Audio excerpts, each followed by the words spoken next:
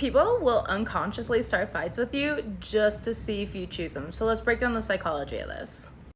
Someone who starts fights to be chosen might exhibit a pattern of seeking validation through confrontation or conflict. They have this tendency to provoke others or engage in confrontational behavior when they feel insecure or overlooked, and they deflect and dissociate from the truth rather than tackling their inner issues.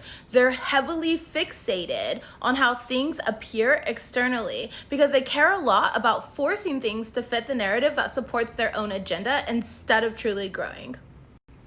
This unconsciously perpetuates and fulfills their neglect wound. This pattern manifests as seeking drama, exaggerating, lying on your name, deliberately stirring up conflict to elicit reactions from other people, because the only way that they got attention as a child was by acting out. So they only see those who fight for them as a form of love.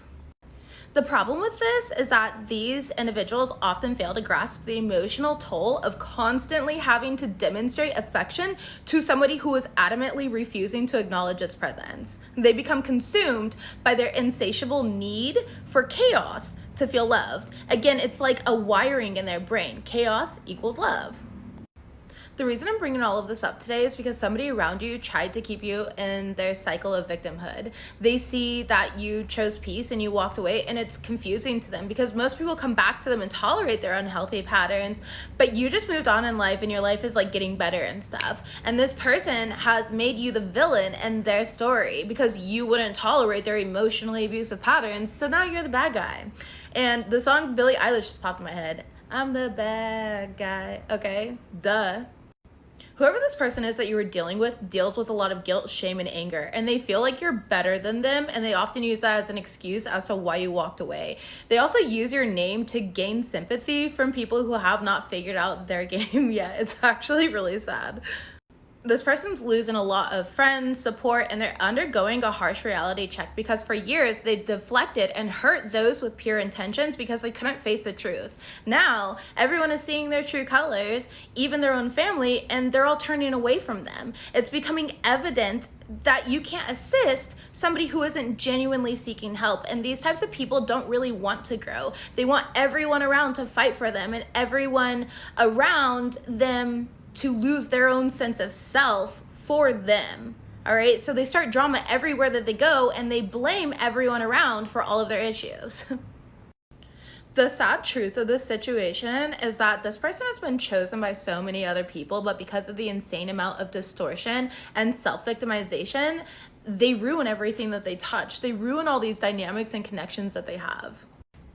Healthy people know that when people choose you, they consistently prioritize your well-being, they actively listen to you, they make time for you, and they demonstrate genuine care and support in both their words and their actions. And this comes innately in healthy dynamics. We are inherently worthy and self-trusting, so we operate with boundaries and self-respect. We know that if somebody isn't genuinely choosing us, it does not take away from our worth. So we don't feel the need to fight or act chaotic in order to garner specific reactions. We simply understand choices and free will, and we allow people to make those choices. Whoever this person is that you are dealing with tends to view everything as a problem, and they blame everything outside of them for the reason of all of their problems. But conversely, you're the type to embrace self-love, and you're more attuned to recognizing when self-sabotage is at play. That's probably why you tolerated this individual for so long, because you knew that they were sabotaging. However, at what point in time was it starting to take a toll on your own emotional and mental health? And that's where you had to choose yourself.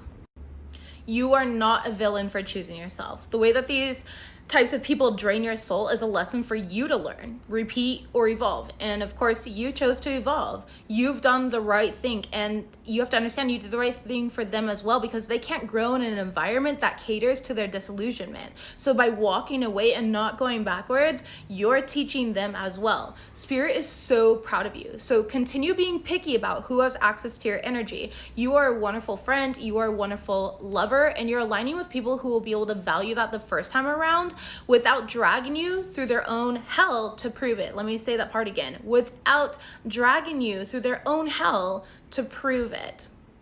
I love you. You are so worthy. Spirit is so proud of you. And I'm excited for all the new soul connections that you're attracting.